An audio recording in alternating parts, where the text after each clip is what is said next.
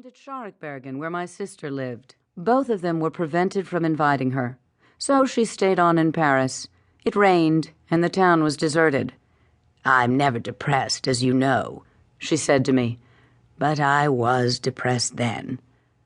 Fortunately, a little while after I passed through, my sister had her to stay in Alsace for a fortnight. Now her friends were in Paris again. I was coming back, and but for that broken bone, I should certainly have found her in good form once more. Her heart was in excellent condition, and her blood pressure was that of a young woman. I had never been afraid of a sudden mishap for her. At about 6 o'clock, I telephoned her at the nursing home. I told her that I was on my way back and that I was coming to see her. She answered in a wavering, doubtful voice. Professor B took over the telephone. He was going to operate on Saturday morning. "You haven't written me a letter for 2 months, she said as I came towards her bed. I protested. We had seen each other. I had sent her a letter from Rome.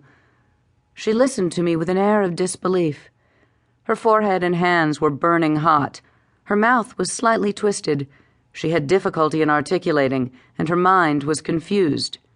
Was this the effect of shock, or had her fall been caused by a slight stroke? She had always had a nervous tic. No, not always, but for a long while. Since when? She blinked. Her eyebrows went up, her forehead wrinkled. While I was there, this nervous movement never stopped for a second, and when her smooth, rounded eyelids came down, they completely covered her pupils. Dr. J, an assistant, looked in.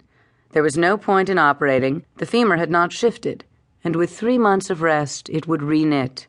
Maman seemed relieved. In a muddled way, she told me about her efforts to reach the telephone, her intense anxiety, the kindness of Bost and Olga. She had been taken to the hospital in her dressing gown, without any baggage at all. The next day, Olga had brought her toilet things, some eau de cologne and a pretty white wool bed jacket. When she said thank you, Olga had replied, "But I do it out of affection, madam." Several times, with an earnest, musing air, Maman repeated, "She said to me, 'I do it out of affection.'"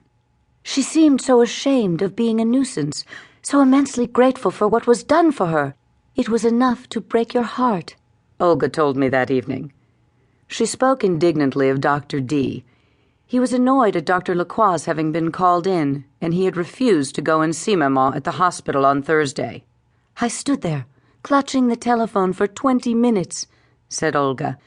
"After the shock, and after her night in the hospital, your mother needed comforting by her usual doctor. He wouldn't listen to a word of it." Bost did not think that Maman had had a stroke. When he had helped her up, she seemed a little bewildered, but quite clear in her mind. He doubted whether she would recover in 3 months, however. The breaking of the neck of the femur was not in itself a serious matter, but a long period of lying still caused bed sores, and with old people, they did not heal. The lying position was tiring for the lungs. Patients developed pneumonia, and it carried them off. I was not very much affected. In spite of her frailty, my mother was tough. And after all, she was of an age to die. Bost had told my sister, and I had a long talk with her on the telephone.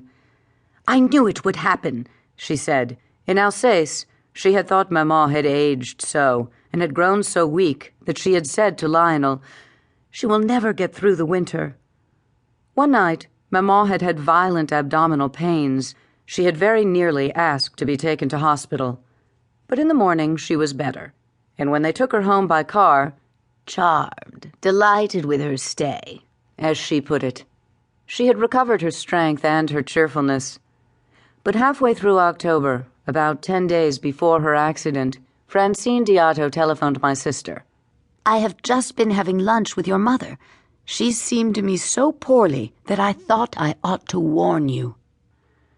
My sister invented an excuse for coming to Paris at once, and she took Maman to a radiologist. When he had looked at the plates, her doctor stated categorically, "There is nothing for you to worry about. A kind of pocket has formed in the intestine, a fecal pocket that makes the movement of the bowels difficult, and then your mother does..."